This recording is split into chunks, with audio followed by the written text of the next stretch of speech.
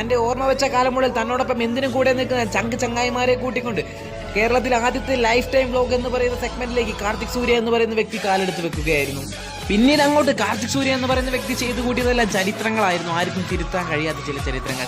കേരളത്തിൽ ആദ്യമായി ഒരു വ്യക്തി കയ്യിൽ എടുത്തുകൊണ്ട് ഫ്ലൈറ്റിൽ യാത്ര ചെയ്യുക. പണ്ട് കോളേജിൽ വെച്ച് ഒരു ഐഫോൺ 3GS നോക്കാൻ തരുമോ എന്ന് ചോദിച്ചപ്പോൾ തന്നെ പുച്ഛിച്ചുകൊണ്ട് പോയ സീനിയർക്ക് പ്രതികാരമായി കേരളത്തിലെ ആദ്യത്തെ iPhone 11 Pro Max 4 അർബാനകളിൽ ₹1 തുട്ട് നിറച്ചുകൊണ്ട് ആദ്യമായി വാങ്ങിക്കൊണ്ട് അദ്ദേഹത്തിന്റെ പ്രതികാരം വീട്ടി.